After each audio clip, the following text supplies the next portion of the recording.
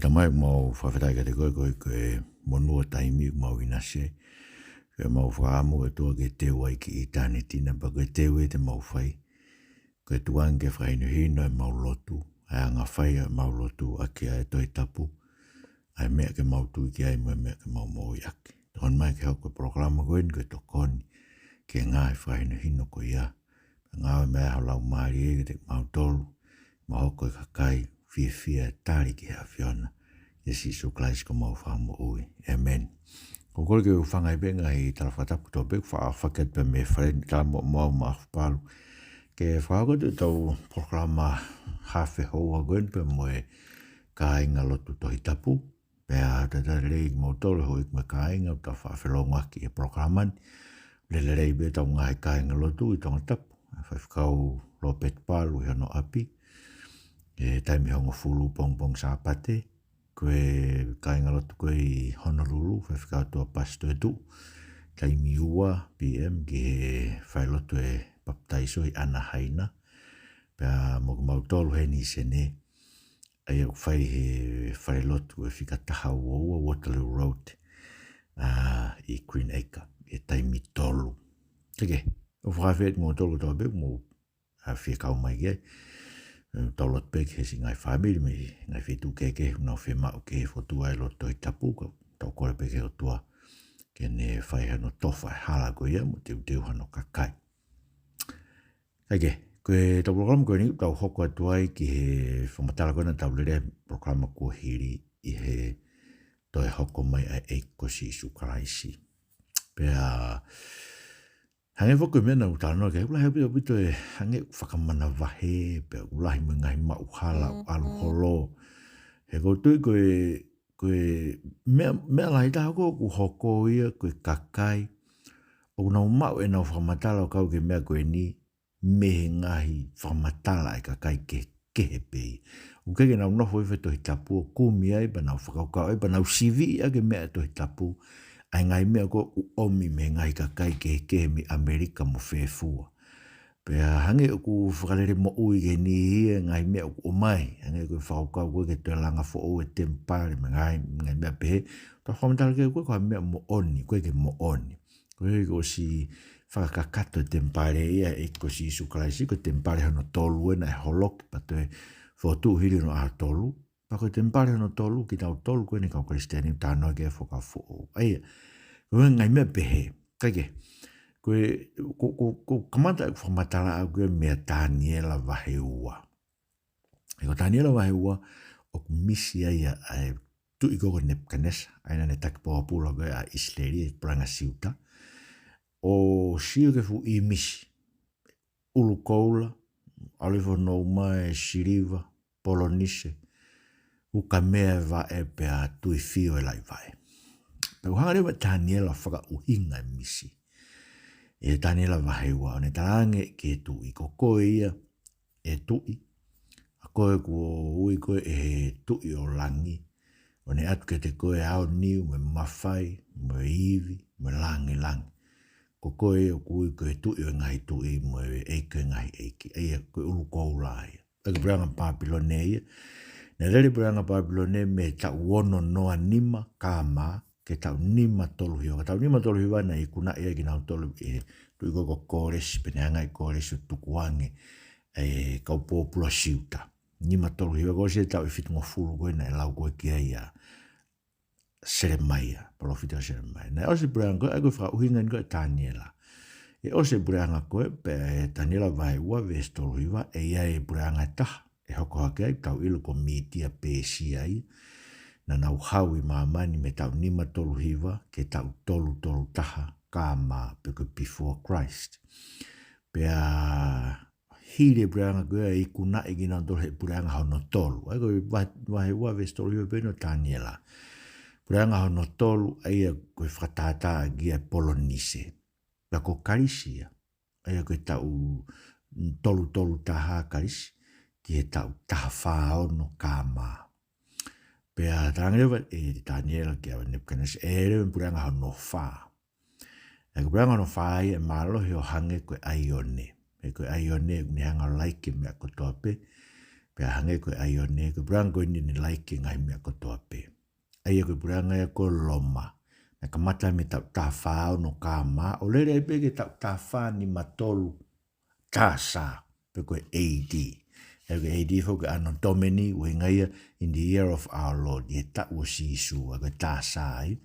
Tā whā ni matolu ne toki kuna ia koe he empire koe o Mahometi. E branga loma be whangatai be hokote branga o Mahometi. E tuk whangatai e tau a flanse ngai tau ki mui. Kaike, koe hoko ngai branga lalahi koe e historia. Pea o kuau e sio koe e misi a Nebuchadnezzar. Ke lorotonga koe branga no wha. Ku hoko mai e maka. E be ves wha. Ngai aho e ngai tui o loma. E hanga he o tua o langi o fotu hapure anga. Aia e kai toi whaka auhai. Koe branga koe ni. E kai ange ki te kakaike. Ka tene laiki. Ai ngahi branga ko toa peo whakangata ki nau tolu. Ka e tuu ia o tae ngata. Aia koe maka ia koe na sio koe geia Nebuchadnezzar. Motuhi mai me mounga. Kai ke kaua hanima. Tai kau hanima maka koe ka kune laiki ai o ne mo polonise. Pe moe umea, moe siriva, moe koula, ne ngai, ne tutu ki nau to. Aia, koe whamatara rewa tāni e lako, tāni rewa e uai vis whawhai whanima. O tala he o tua, kia te koe e tui, ai mea e hoko i e kahau.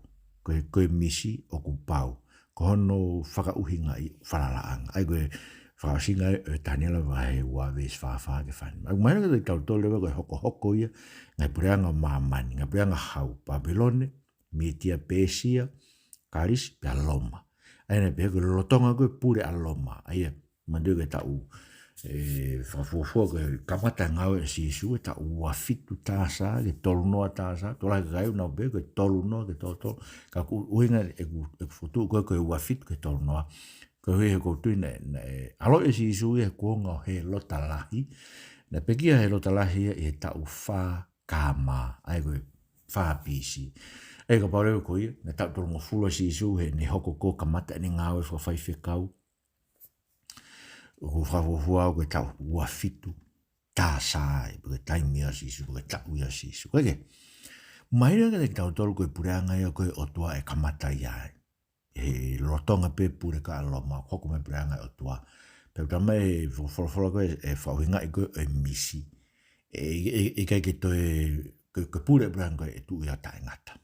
Sai, tau ilo reo ke pureanga e o tua, na hoko mai Sisu, kamata pe ngai Sisu pe ko ofi pureanga o tua, kotoma tui he ko speri, ofi pureanga.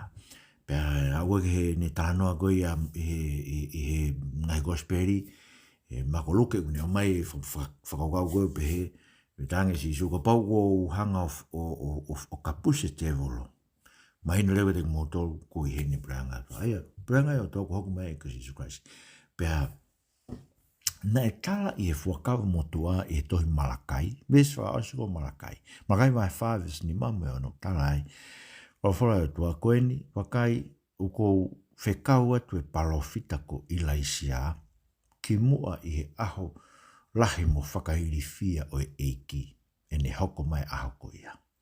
Pe tene hanga o ririu e loto e ngahi mātua ke nau whanau. Me loto e whanau ke nau mātua. Eke, ko mai leo ke te tau to ko ki mo hoko mai brang ko ni e kono whailonga e hoko mai i laisia ka hoko mai sai e go tala e Malakai tamare vai Sisu mati wa tata ka pau te moutari me e gurea ko sione baptaiso ko i laisia ya ka hoko mai leo ke te tau to ko hoko mai ko sione ko hoko mai a i laisia ka hoko mai ai go na fuatala he whakamotua, koe whaka ilonga e koe ne hoko mai ilai sia ka hoko mai, koe e tene teu e haere anga eiki.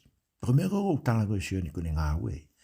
Ai o mati vai tolu ves tolu une pehe, koe tola haini gurea, ai ne whakakato e rea koe, ai koe ne whai koe parofita ko aisea, koe reo ato taha u karanga he toafa, mou teu, haere anga oe eiki. Moanga whatonton hono hara. Ai, mai no pito kone hau o teu ki tau toke hoko mai ai eiki. Sai koe aho koe o eiki e no tala koe whakamotua. Koe aho lahi mo whakairi fia, koe aho whakamau. Ko hoko mai koe nea eiki koe ni, ai ni koe tala koe ai sea vai whānoa, hawa ai sene baptaiso o tala, koe aholahi a whakamau, a whakaauha o tua tene hao whakaauha, ngai brango tau beka e whakatu mao no pure anga ke tu. Pana e amanaki pehe a sione, mo manatu ke ne nofo koe prisione, pana toi whekau mai e ne o ngākonga, o kia mai e ka Sisu, poko koe e ku hau. Pe tau toi amanaki a tāke. Aia na ilo e sione, ne amanaki a sione e hoko mai Sisu, mo e whakaauha, mo ngai mea koe ne tala koe, i whakamuta koe ahu ia eiki, whakaauha e, hau me whakamau, me whakauha mea kotoa, kai e whamata Sisu tarang iyo, ko mo ui e heke, wā e kui, uongo e turi, tu e pipiki, mo ui e mate, ko ngai mea ia, ko koa ui, ko toko tahaen, o te ke tūki a te, aia, maini leo te ki tau tolu ia, ta koa ko mea koe nei sio mai koe whakamotu aia, gei hoko mai koe, pure anga o tua, o ne hanga whakaauha, e mea kotoa peka whakotu mao e branko e, tai laki hau ia hoko, koe whai whakamo ui. Ego mea koe hinga Sisu ni tala koe whai kasoni baptaiso, hau ia hoko, koe whai whakamo ui. Kage, no whai Sisu ia o ngā aue, pia pekia, pia toi tu, pia haere, ka koe ne toi tu, whailonga e apito ia, tal mai Paulo, te tautoro ia loma waki, ves tolu mo e wha. Koe lau koe ki he alo, a Sisu Christ ko tau eiki, aia koe hako o te vita, whakatatau ki e kakano. Koe aia na e whakanofo, koe alo o e otua, o ko mao mawhai. O whakatatau, ke lau maari o e maa oni, koe mea e ne toi tu me peki. Ai koe ne toi tu me peki a, ne whakamahino o bidano whakanofo ia, koe alo ia ai otua, koe tu ia ai otua, koe ia ku ange ia e mawhai ko toa pe, he universe ni ai au whakakakato he ne ha ere hake. Ai mea koe nei tala kia Taniela. He koe mea fuku tala kia Taniela wahe ua. O ku sio a Taniela ia ki ai. O ku hoko ai mea koe ia e tala koe hae pure anga. Hoko ia e Taniela wahe fitu. He ku sio ia he ves tātolu me tā wha. Ki he tangata, o ku hange ha whanautama a tangata. O ku hau i he ngahi ao o e langi. Pa ku ne hau kia talu mei mua, o hau ki hono ao, pe ange ki ai e pure, mo langi, mo e pure anga, ko e kakai ko toa pe, mo ngai pure anga ko toa pe, mo ngai rea ko toa pe, te nau tauhi ki ai, pe ako e ne pure, e tu ui a tai ngata, e kai more, pe hono pure anga, ko e pure anga e kai whaka aua. Ai e koe mea ko usio kia Taniela, ko e ha ere atu, ai, e whanautama a tangata i he ao, ke whakanofo ia i he ao o talu mei mua. Nai hoko mea koe ane whi. Nai hoko mea koe ane ha ere hake. E koe mea koe urea ki ai koe a mātiu wa wha, mā ke tātolu, pe moluke vai ua tau. Lai pe ngai whakauhinga, ka koe whakauhinga ane koe kia me mea koe koe siuki. E pe koe luke vai ua tāwe zua ni mā ke hua fitu, pe ia e ngai whakailonga, i he laa, me mahina, me ngai whetu upe, i ai ngai mamahi, me ngai mea pehe, e hoko ngai, e longoa ai tahi me pe au, pe e iri fia e kakai, e amanaki, ngai mea koe, hoko koe ki mamani, koe e ngalululu e ngai langi. Pea ni te nau mamata, e ko loke vai wa tahain visu, pe te nau toki mamata, i he whanautama tangata hau, i he ao, mono mawhai, pe me langi lahi. Ia, o whakaukai tō lahi koe uhinga e ke ne haere a ngaua mai. Ka kuhanga o whakauhinga, koe uhinga e ke ne pekia, pe atoetu o haere hake ke langi. He kei soko e ngai whakailonga koe na au koe he laa me mahina me ngai whetu, ma hoi nei whakapo uri tu a māmai ne hui. Hou e tolu. Mi he tahaua hoa tā, he tolu e whiawhi, he ahu e nei pekia e ko Sisu Christ. E koe whakailonga ai. Mana wahe ka kai, hoko ngai mea he, ngai whakailonga, koe he koe mea o tala koe, e pita ne malanga koe, i he aho Pentekosi. Pe e koe whamatala pita na pe, na e tala e sio e ringi magulau maari e kuanga whakamui, pe e matavi so ne parofisa i mungai fua, mungai wafi mo kautama eiki, pe e ngai whakailonga e la a, me mahina, me ngai whetu, pa tamai e pita. Sisu Christ ne hau mo ngai whailonga ko ia. Aia, o uhinga pitana na muto ki si o pege whailonga ko ia, ko o spene wike ne fitu mea, ma duko katoanga Pentecosti, o kwhaia hiri e wike fitu, katoanga Pastoral. Ko Pastoral na pekia Sisu, ai nai hoko ngai mea kun ko tano ngai whailonga ko ini. Pea haere marewa Sisu i e ao, mono langi o ne awhio me to matau e tama. Ai ko tano, koe whakakakato e nio e mea koe nai tau kei. Ai Daniela wahe fitu. Koe tala noa e koe ngawe wahe wa visu wa tolu. Koe ngahi whakailonga koe ngo tala noa kia luke wata ma tiu wa wha. Ngai mena e hoko koe ki mua he pekia a Sisu. E whakapo uri tu koe whakangai whakailonga. Pea koe eko Sisu Christ leo. Tala maina e hoko inga. Koe ngahi mea koe ni hoko no kuonga. Ai ne ha ere mai i he ao. Aia, koe no whakauhi ngai koe e toko lahi e tala noa koe ni koe haere a ngaua mai e ngai whailonga langi ngai mea pepa tuk haere a ngaua ma Sisu. Wa mere wai una honga whakaloi i e lawa Sisu koe e ngai potfoloi ngora i mati ua wha ia make wa tātolu mo luke ua tātolu wao ne tala mai ko awena ko tala atu koe tau tangata koe ni ego vesi tolu wena luke ua taha hei kai ose tau tangata koe ni ka reu ke hoko kāta ngai mea koe ni. Aia, wanga ni ko na upego ko ha ko tano ko ya luke wa ta ma ke wa tolu ma ke ta tolu mo ma ti wa fa ko tano ke ha ere anga wa mai no anga fa loi e la si ko mo ne la si ne na hoko ka ta ngai me ko ni no to tangata ko u hinga tano ai ke ha ere ma si su a fio to mata e tamai ko ne hoko ia ko pure anga ko fotu ia pure anga ko me ko tano ke ko anga we va heua koe malanga koe a pita. Ia ngāwe waheua. O kuneanga whakamahino a bitka tek nao tolu. Hene tūko o whai koe ne malanga. Mene pēkau tangata e steri mo whanau ke ngai wii tānoa koe. Eko vai ko ngā waheua en pa koe vēsu oua. Sisu o Nasareti koe tangata ina whakamooni ke tek motoro e o tua. Ake ngai ngāwe lalahi, ngai mea whakaafu mo i ngai whakailonga. Aia koe ngai mea ngō kuhinga koe ki koe whakailonga. Ngai whakailonga. Mena ne whai ia i homo rotorotonga e mo ilo ki ai ko Sisu ko ia. Na e hake, wana tau weke palani ai o tua, mo e toka awhio i o tua, pana mo karau se whai mo tāmate ia ke nima kau tangata malaki lao, kana hanga o tua whakato e tu. Mene hanga o tukuange, veteange me ngai hae o mate ko hina kai malawa ke puke ni mai e mate. Aia, mene tu whamatare o me, aia, koe ngai whakailonga ko tānoa ka pita, ko ngai mea ia koe nai whai nai hoko i Jerusalem he pekia a Sisu. Aingo tānoa kia a luke wahe ua taha ve sua ni mage ua fitu e ngai whailonga e langi, whailonga e tahi ngai mea koe ngai mea nai hoko.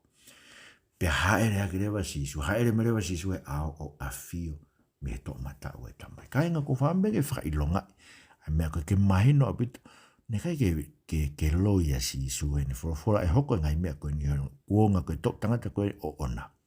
He bēni ia ko te whauhinga e hore tō tangata, ka mahino o biru bēi. O mahino bēi den toi haere mai, ka kono whakatu ia pure anga koe na e tala koe he otua koe ka Nebuchadnezzar, e hoko i he kuonga ngai tu i koloma. Koe whakatu ia pure anga. Hoko mai Sisu Christ. Ia koe mea koe o kurea kai koe pita koe ne maranga rewa ke vesi tolu noa. Pere wa pita, ndano ka tevita, ko tevita koe palofita. Nā ne ilo e ia, na e palo mese o tua ki ai, e iai toko taha ono hako, e nofo ki ono taloni. Ai koe vesi tolu noa. Ai koe mea ni kou tau tano. Koe taloni eno te vi tau whaka nofo ki a eko Sisu Christ, he ne haere mai i he ao, o nofo me, taloni o te vi tau. Koe ui kene pure ke fu universe, koe no pure anga, koe pure anga ene tala koe ka tāniela e whotu. Osi whotu e pure anga koe ia, i e pekia, koe tu, ma haere hake a eko Sisu Christ, ke lang pera hoko kātou ngai mea koe ni e kuonga Sisu, hange pe koe tala Sisu nai whai. E tala pe Sisu e hoko ngai mea koe ni ono kuonga, pe nai hoko pe e kuonga ko Sisu.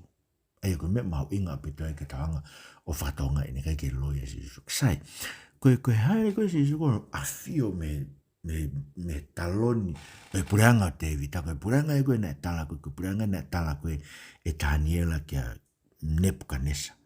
E tau e mononge au, ki mua e Christ, e hoko. Koe pureanga ia koe e tu o taingata. tu he tamai tu ka tamai pranga tu tanga ta ke haere ka e ko Sisu Christ pe kono uhinga e ko talange ke mo ilo he vest toluono ko o ngawe vahewa talange e pita mo ilo ko Sisu ko na mo kalu se fai fa no foi e ki ko Christ mo misai Christ mo misai e ko vesi fo ko vest tolu hake asi su tu kuia ko Christ pe ko ia ai eki ai o mau inga ke tanga whaka mahino o bita mea koe mea koe na koe visoni koe na sio ke Nebuchadnezzar ne whakamatala koe Daniela koe pureanga e wha pe whakutua e pureanga te pakus tu e pureanga e otua pasi tu e te aia o kareo ke moone lau koe be te tau whanonga te tolenia pa to ke haere ma Sisu pa to pure e tau e afe taha afe o ko te bita ko tano ko te whakaha ko ngai tala whatata ko mena tau lawe ke tau proklama ko osi pe ko tau e a whee ko inga mahanga pe ko lau ko pita ko tau e a whee ko aho e taha ko tau ai o ko time mia tau ve e ve taha e pure a Sisu pa to whai whamau so whanga hangai e me ko ngo tau ilo ko e whamatala ko a pita me ko tsuka Daniela mai te tau tolo ku me tano ka Sisu ke ne haere mai I ao pe tala mai ku mo sio ko ke me ko ia ai ku nga ka Sisu ko mo sio ko ke haere mai I ao no foi to mata ta mai ai ko lu ke vai wa ta ve so va pa mo ilo ku ofi homo huhui ai pa fai ve gitano ko me gitano ko ke fiki ke tam ko to be ko mo ka fi ilo ko fai ta ma fa nai mo ilo ofi fai ta ma fa nai ko mo ka fiki Kata tau e ke haere hake ai e ki haere mai I ao a fio to matau e tamai koe pureanga e koe talonia David koe pureanga e tae malului koe pureanga tae auha koe pureanga tae ngatai aia